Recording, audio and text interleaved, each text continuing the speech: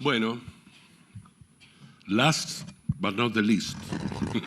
Finalmente termina y voy a tener el honor de ser el último expositor de este tan lindo simposio que realmente fue un honor para mí poder participar, no solamente por acompañar a Henry, sino por los compañeros. La verdad que le hemos pasado bárbaro y como siempre agradecer porque creo que tener las oportunidades de pasarla bien en la vida son esas cosas que más y cada día tenemos que disfrutar.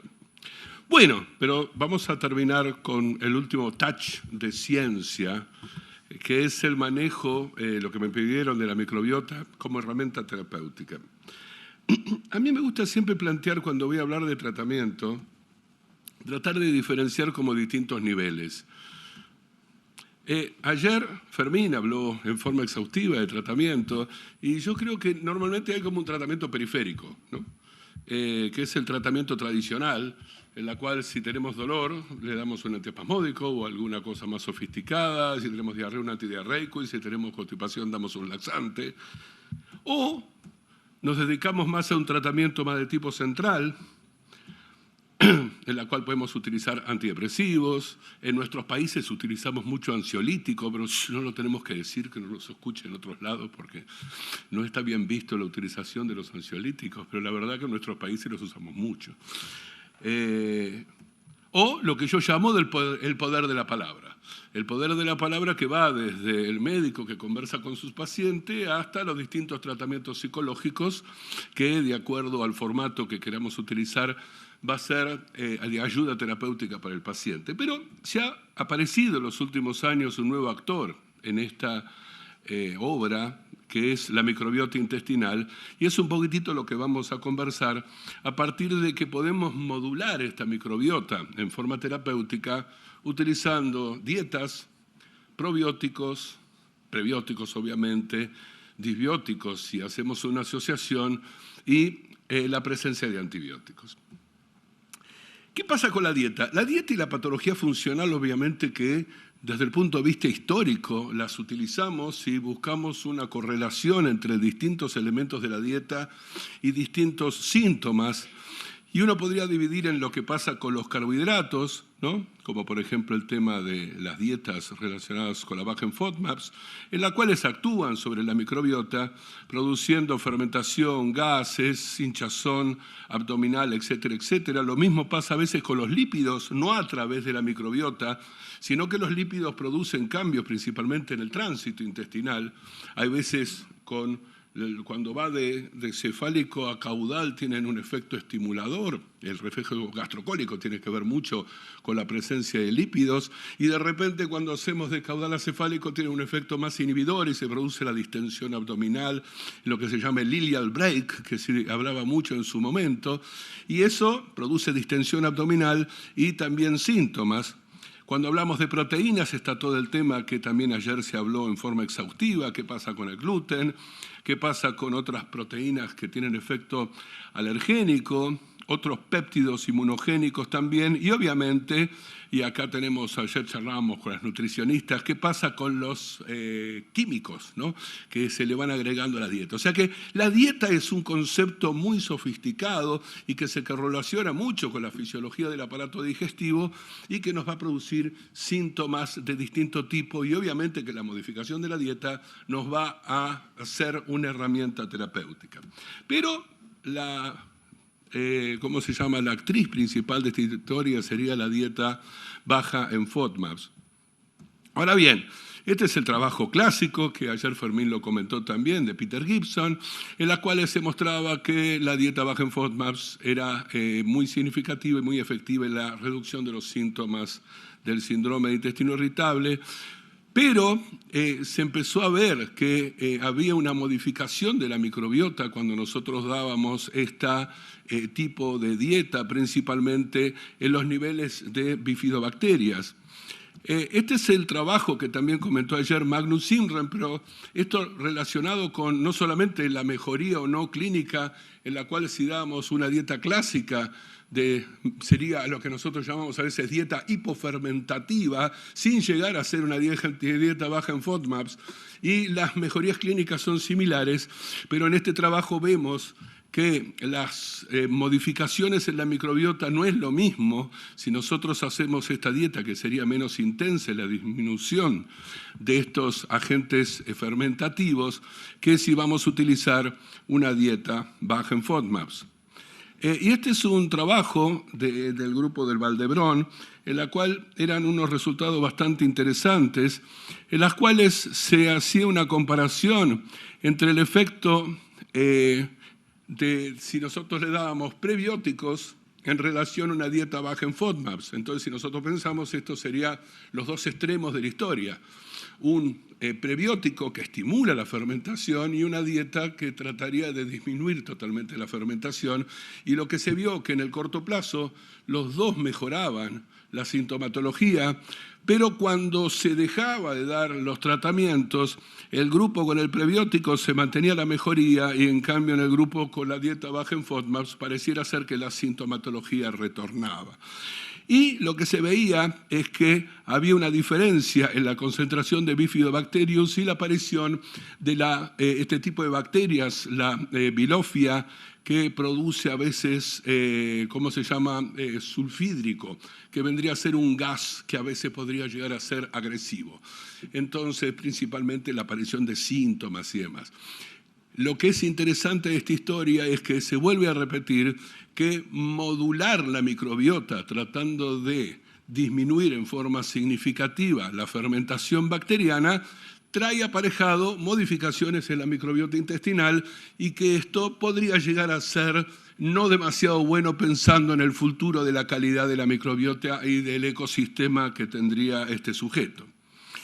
Y vamos a ver, para tratar de poner un poquitito de competencia, este es un trabajo muy interesante, en el cual comparaba tratamiento con el Gut Focus Hypnotherapy, o sea, la hipnoterapia para el intestino irritable, con la dieta baja en FODMAPs. Y se ve que los dos tenían un efecto significativo, pero que si nosotros planteamos en el largo plazo, obviamente la terapia hipnótica ayudaba más en la mejoría de la sintomatología de ansiedad y depresión de lo que producía. Por ahí la calidad de vida del paciente sentía que era buena en los dos grupos, pero el tratamiento con hipnoterapia era más efectivo en la mejoría de los trastornos de sintomatología psicológica.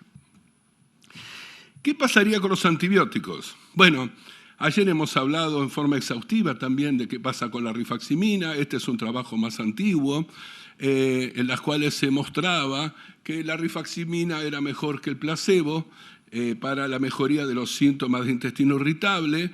También había trabajos que demostraban que la rifaximina era más efectiva también que el placebo en la mejoría de los síntomas de flatulencia y distensión abdominal, como se ve en este gráfico, y en forma un poquitito más cercana aparecen los trabajos Target 1 y 2 combinados, en los cuales se veía la mejoría en los pacientes con intestino irritable no constipado, y el Target 3, que también ayer lo hemos conversado, en las cuales finalmente la FDA acepta la rifaximina como tratamiento del intestino irritable al demostrar que uno podría llegar a utilizar la rifaximina en forma cíclica.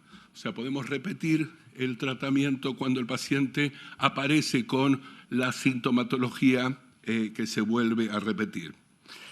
Y quiero hablar un poquitito más de qué es lo que pasa y cuáles serían las distintas evidencias científicas para pensar que la modulación de la microbiota intestinal podría llegar a ser de utilidad no solo en los pacientes con diarreicos o los alternantes, sino también en el paciente constipado. Esta es una diapositiva de un trabajo muy viejo, también del año 66, en las cuales se compara lo que es el intestino, el aparato digestivo de una ratita normal comparada con una germ-free, como si fuera una ratita libre de gérmenes. Y como se ve, la ratita libre de gérmenes tiene una atrofia significativa dentro de lo que es el intestino delgado y se ve que hay una disminución del tiempo de tránsito con zonas en las cuales pareciera ser que hay una mayor acumulación de contenido, ¿no? O sea que la presencia o ausencia de bacterias obviamente que tienen una acción específica sobre el tiempo de tránsito intestinal. Este es un trabajo que hicimos hace algunos años con el doctor Luis Oifer y utilizábamos en unos pacientes con constipación severa la utilización de una dieta alta en fibra unido con antibióticos a bajas dosis y teníamos una mejoría significativa, principalmente en las características de la forma de la materia fecal. Los pacientes que nosotros le agregábamos el antibiótico tenían, ante la presencia de la fibra, una materia fecal bastante más blanda y era, por lo tanto, más sencillo para el paciente poder eliminarla. Más adelante aparecen estos trabajos de Satish Rao y Mark Pimentel, en las cuales utilizaban la asociación de neomicina con rifaximina para la ayuda del paciente con constipación. Y en estos pacientes mejoraban no solamente la severidad, sino también distensión abdominal, no tanto el dolor y sí el esfuerzo evacuatorio. Ayer habíamos mostrado que la producción de metano se correlaciona con distintos tipos de severidad de constipación. Entonces, los pacientes que tienen una flora metanogénica aumentada, en el área bajo la curva del metano, nosotros encontramos la mejoría de la escala de Bristol, de la severidad, de la constipación y de la frecuencia evacuatoria. Y esto se correlaciona con una bacteria en especial, que es el Methanobrevibacter smithii, que es la bacteria metanogénica que se encuentra más comúnmente en los pacientes con eliminación de metano a través del test del aire expirado y la presencia de intestino irritable, ¿no? Entonces se veía que los pacientes con aumento en la concentración de Methanobrevibacter aumentaban el área bajo la curva del metano, ¿no? Y en cambio, por ejemplo, que esto también se ve en las personas que por ahí hacemos mucho test del aire, en las cuales cuando vemos bajos niveles de hidrógeno, estos niveles de hidrógeno es porque tienen altos niveles de metano. Entonces, cuanto menos hidrógeno, más metano hay, y eso puede tener una relación clínica con la presencia del paciente con un tránsito más lento y la presencia de constipación. Si nosotros dividimos esta concentración del Methanobrevibacter, vamos a encontrarlo que se encuentra en mayor concentración en los intestinos irritables comparado con los sujetos sanos. Y si comparamos en distintos tipos de intestino irritable, obviamente aparece más Methanobrevibacter en los que tienen intestino irritable con constipación de los que tienen con diarrea. Y bueno, acá se repite la relación con el área bajo la curva. O sea, que este es un dato interesante. Este es unos trabajos más nuevos de la India, del doctor Ghoshal, en las cuales se veía una correlación directa entre el área bajo la curva de metano en los pacientes con constipación crónica y en los pacientes con intestino irritable no constipado. O sea, se ve que el área bajo la curva de metano es mucho más grande y es mucho más chico en los pacientes que no tienen constipación. Y si les damos rifaximina, acá se ve, hay un grupo con rifaximina y un grupo con placebo. Los grupos con rifaximina, si vemos el números absolutos, antes y después hay una disminución significativa del área bajo la curva del metano cuando nosotros damos rifaximina y esto tiene que ver con una mejoría en la escala de Bristol. O sea, empiezan a haber distintos tipos de evidencias para pensar que la modulación de la microbiota intestinal en el paciente con dificultades evacuatorias podría llegar a ser una posibilidad terapéutica. Aparece en el mismo trabajo, en las cuales les hicieron marcos de radiopacos antes y después de rifaximina, y los pacientes tienen distinto tipo de alteración, pueden eliminar mejor el contenido de los marcadores radiopacos. ¿Qué es lo que pasa con los probióticos? Ayer también Fermín mostró, pero hay un antes y un después, a partir del trabajo del grupo de Eamon, en Cork, en las cuales se hacía este trabajo que fue un clásico ya, en la cual se comparaban el Bifidobacterium infantis con un Lactobacillus salivaris y se veía que el Bifidobacterium infantis tenía un efecto mejor que el lactobacilo y que el placebo. Pero lo más importante para mí de este trabajo es que era de las primeras veces en las cuales se trataba de ver si había una correlación entre la mejoría que se producía con un probiótico y la concentración y la relación entre interleuquinas proinflamatorias y antiinflamatorias, lo cual se veía en el Bifidobacterium infantis y no se veía en el lactobacilo, que era muy parecida a lo que pasaba en la acción del placebo. O sea, que a partir de este momento se empezó a pensar en el tema de la acción importante del hecho sistémico que podría llegar a producir un probiótico cuando lo incorporábamos. Bueno, esto es hablando más de antibióticos, pero ayer lo mostró Fermín, no se ven maravillas cuando nosotros estamos utilizando los probióticos en los metaanálisis para tratar de ver, vemos que el Bifidobacterium infantis es el que tiene mayores resultados. Y la idea de que hay algunos también metaanálisis que muestra que la posibilidad de que los probióticos multicepa podrían llegar a ser efectivos en el tratamiento del intestino irritable.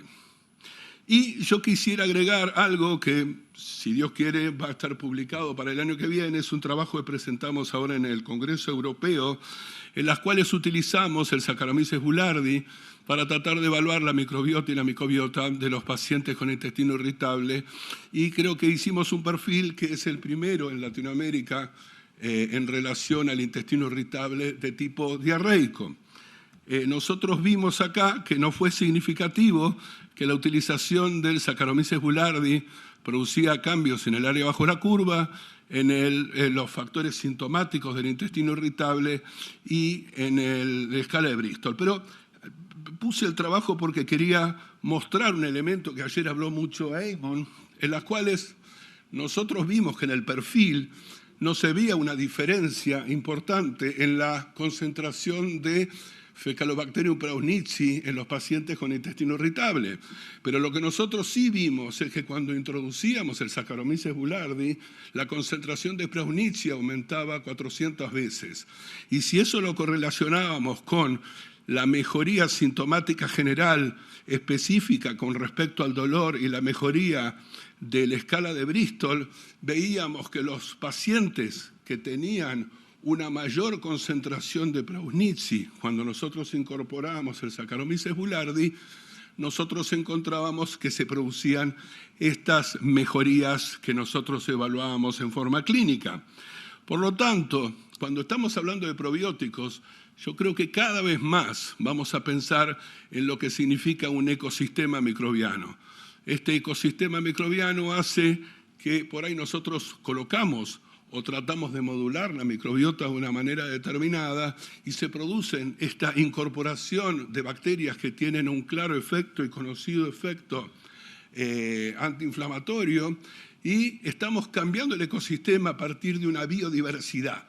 O sea que nosotros estamos incorporando bacterias positivas a pesar de que no estábamos incorporando esa bacteria, sino que de repente probióticos producen estas modificaciones del ecosistema, y creo yo que no es que estoy diciendo que el Saccharomyces boulardii tenga la solución porque no aparece en los metaanálisis, sino que creo que cada vez más en el futuro la modulación del ecosistema intestinal va a ser la forma en la cual vamos a tratar de ganar más dentro de esta forma terapéutica con probióticos. Entonces, la modulación de la microbiota a través de la dieta, antibióticos y probióticos sería de mucha utilidad en el tratamiento de los trastornos funcionales. La dieta baja en FODMAPs ha demostrado eficacia, pero el tratamiento tendría que ser por periodos cortos de tiempo. Se encuentran evidencias de la eficacia de los antibióticos no absorbibles, tanto en el intestino irritable diarreico como en el constipado. Los probióticos mostraron eficacia variable en distintos metaanálisis y las multicepas parecía ser que pueden llegar a ser más eficaces que las monocepas. Y la acción de los probióticos sería fundamental en la construcción de un correcto ecosistema. Y para terminar, esta pregunta que a veces se hacen los alumnos: maestro, las preguntas del examen final de este año son las mismas que las del año pasado. Y apareció un profesor que creo que con el pelo más corto tiene un aire a Henry, si le sacamos el bigote también, y que contestaría, las preguntas son las mismas, los que cambian son las respuestas. Y por ahí me invitan el año que viene y mi conferencia es exactamente lo opuesto, no es porque sea falso, sino porque la ciencia, bueno, puede ser un poco falso también, pero la ciencia crea y aumenta. Y un pequeño comentario que recién yo le decía con Henry, todos estaban hablando del futuro de Henry, de qué se va a dedicar, si va a ser más o no.